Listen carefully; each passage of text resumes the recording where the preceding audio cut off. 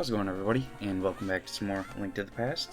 In today's video, we are going through Hyrule Castle, which is probably my favorite early game dungeon. I'm not too big of a fan of some of the early game areas, but I do really like this one, because it's a castle, you know? Tower of Era is just a tower, you know?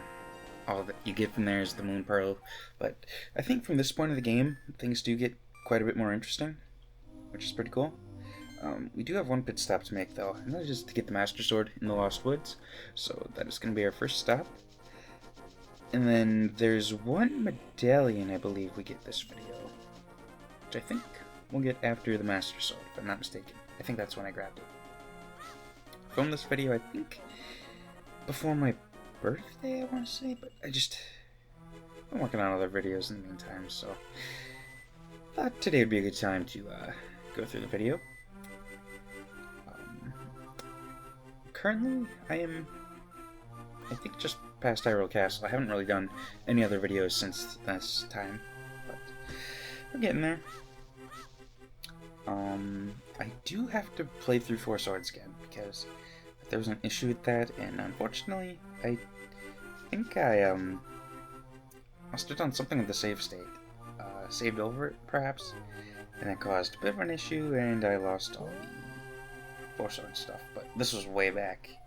I think I might have mentioned this in the previous video, but I do have to go through it again.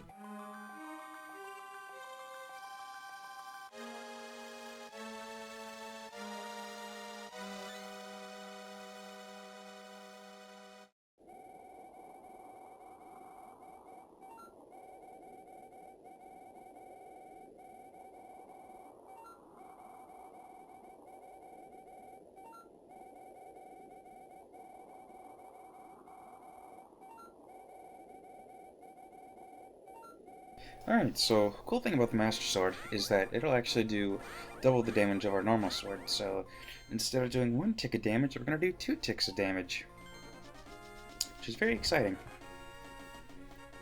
You can kill some of the early game enemies a little bit faster, but for the most part it's going to kind of feel like we're just at level 1 again once we get to this next area at the end of the video, because the enemies there do take a lot of hits to kill, which is really unfortunate, but there's gonna be upgrades in the future, rest assured, and we'll be kicking butt hopefully sooner rather than later. The last thing we can get currently at this time is a medallion up on Death Mountain.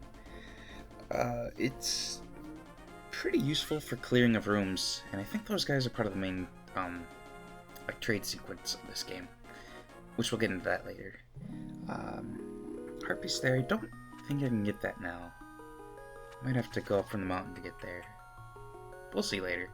Or that might be something that you have to teleport into the Dark World for, which we were at 2 videos ago, I think. So, got a little bit of exploration to do.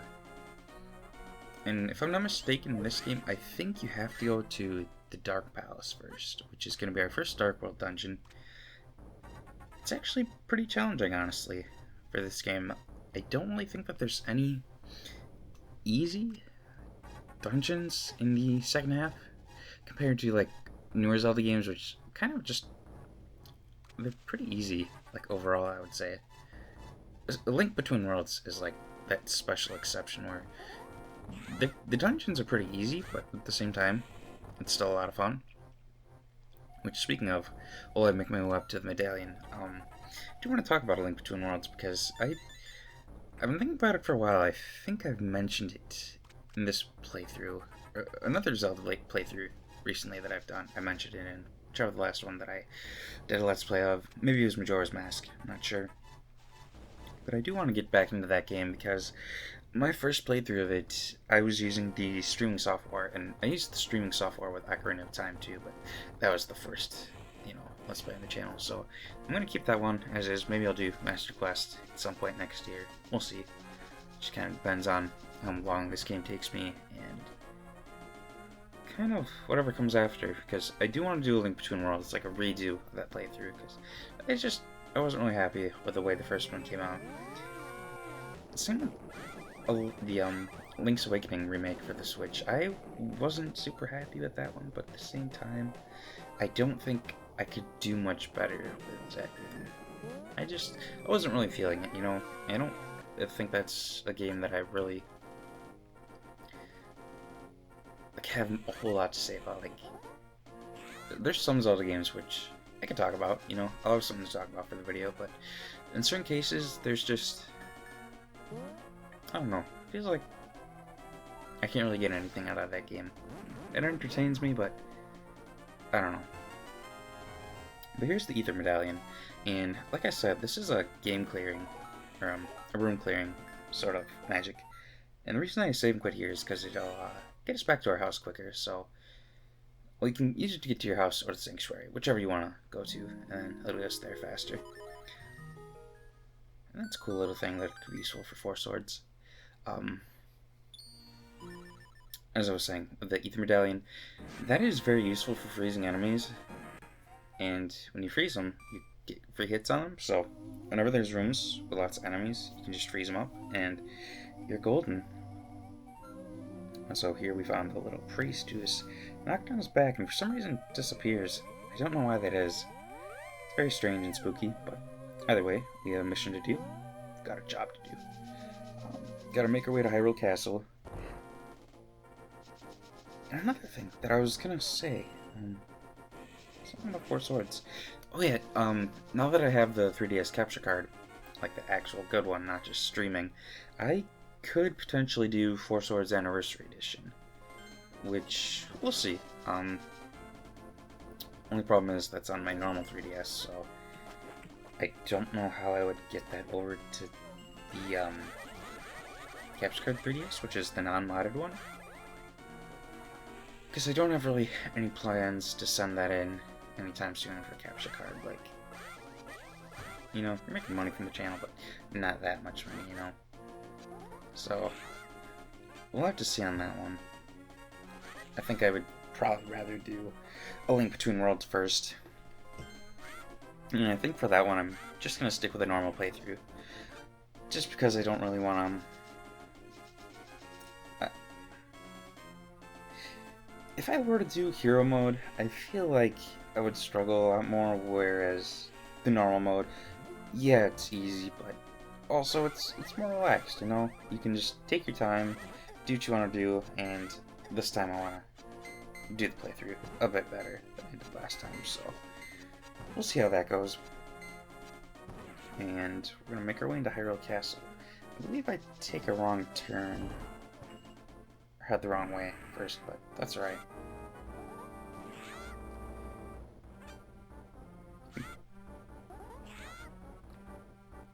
Yeah, alright, so what you're supposed to do, you're supposed to just turn left at that door, but it's not a big deal because we can just go back.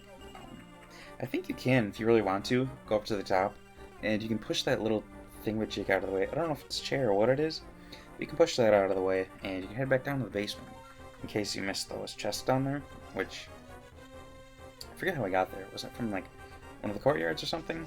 Either way, we took care of them in a previous video, if you've been watching along this far. And to get outside, we just gotta go back to this room, and then over here, and then we're outside. And you might be wondering, how do I clear this obstacle right here? Well, you just slash it, and it dies. And now we are in the depths. Or not the depths, I guess the sky realm of Hyrule Castle. This is a room where the Ether Medallion comes in very handy. Just watch this.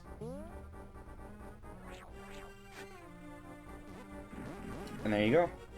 You just slash these guys away. Probably better just to keep on slashing them and get them in the corner. Slash like that versus that guy just teleports up. I think you can just keep slashing them.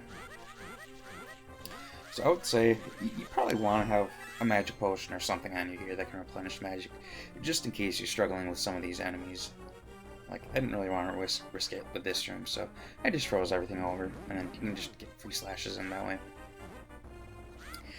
This is actually the first time I've ever thought to use the medallions, even in previous playthroughs that I haven't done, I don't think too long ago. I want to say I played through this game within the past 5 years, but maybe not. But even when I was like a young teenager, I never really thought to use the medallions a whole lot. I just I was so conservative with using my magic that I never really felt like taking any risks would be necessary. Because I like having magic, you know. You never know that occasion where you're going to use it, but I just never ended up using it then. So in this playthrough, I actually want to take advantage of the magic because it's really helpful. And I think part of the reason that this game is considered a bit more difficult than others is maybe because players don't utilize the magic as much as they should have. Well, maybe not. I don't really know the like overall general consensus of this game. I do know that it is listed among one of the more difficult games. And you don't need to use the lanterns in here. I believe that these torches are blown out no matter what. Like, you light them, they last for a few seconds, and then just put out. So, mostly for room navigation, which I want to be conservative with my magic, so I did not use my torch. Which, it's kind of an interesting gimmick. Like, Link using magic lights a torch versus just like having a match or something. So that kind of brings me to another question. How far, like, in terms of previous games, was lantern oil ever going to be used? Was it just for Twilight Princess, and they were like, oh, this is a terrible idea? Or was it going to be used further? Because from what I understand, the lamp's oil, I think that was originally going to be used by the magic meter, which is why there's magic meter pictures in the... I think it's in both the Wii and the GameCube screenshots on the back. So, I don't really know if lantern oil was something that was going to be implemented in a previous game. Like, I could see it in Minish Cap easily, but I don't know. They just ditched the magic meter for that game.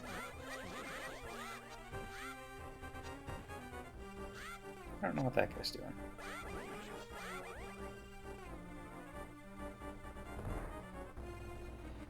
And unlike in A Link Between Worlds, having your lantern out, I'm pretty sure, doesn't give you a wider area of visibility.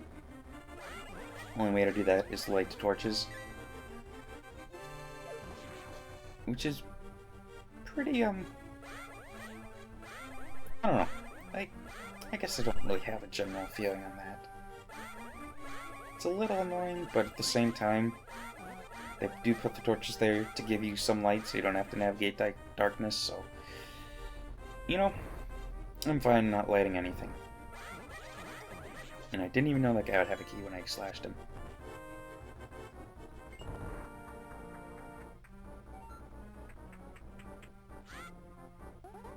Don't really need to use the Ether Medallion for this room, it's pretty easy to clear.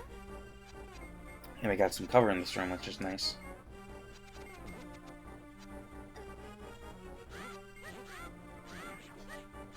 One of these days I'm going to have to compare the SNES version with the Game Boy Advance version, because from what I remember, the SNES version on the Switch, it kind of looks exactly like this, although I do want to say this game looks better. I don't know if that's just me, or if the game genuinely looks better on the GBA version for some reason. I don't know. Should they look the same or not? Because Game Boy could run SNES games, from what I remember, pretty well. So I don't know. It's food for thought or whatever the saying is. I don't know.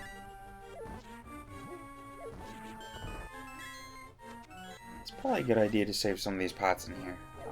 I kind of went a little overboard in terms of taking everything, but you know, this is Aghannim's Hyrule Castle, and he deserves to have some of his stuff destroyed.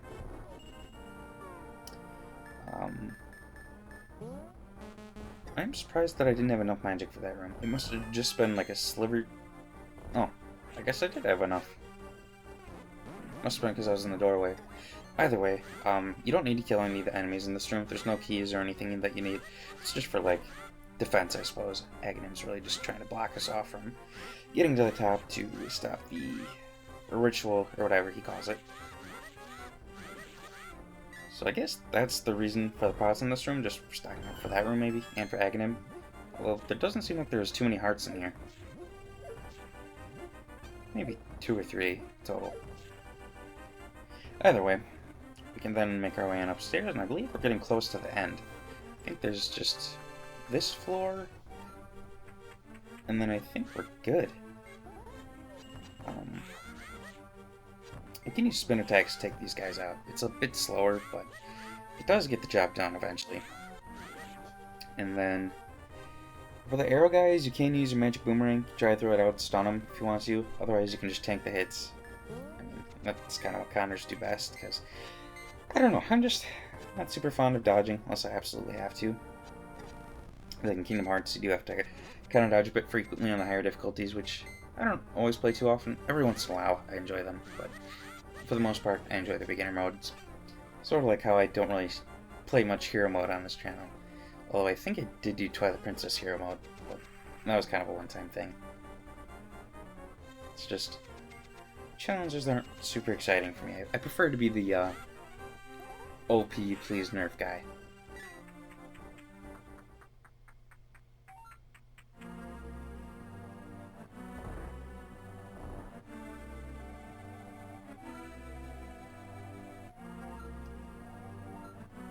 One thing I like here is the detail of their hair. You can tell that it's going down. I think that's a really cool detail. Like, when I was playing this, I was actually very, very impressed by that. Like, I never noticed it before. Because the only time I've ever really played this game was on the GBA. I never played the SNES version. Like, on the actual SNES. I did play on Wii Virtual Console. I played this game. Which is really unfortunate. I have the SD card, but there's no way to access the saves as far as I know.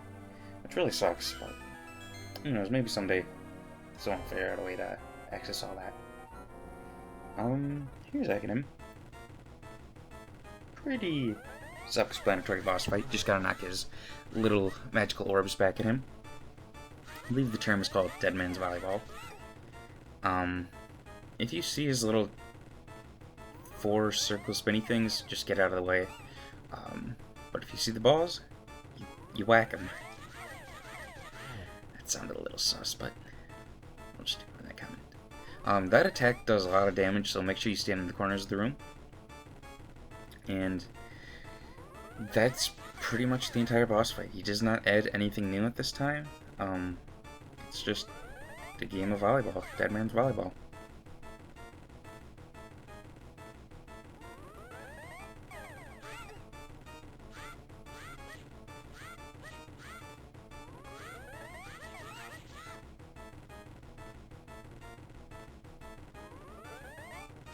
I do like that they use the generic boss theme for such a tough guy. It's honestly amusing to me. They give Agahnim the boss theme, the normal boss theme. Like, I don't think they're that limited, but it is what it is. And with him being defeated, you're actually going to be drawn back into the Dark World.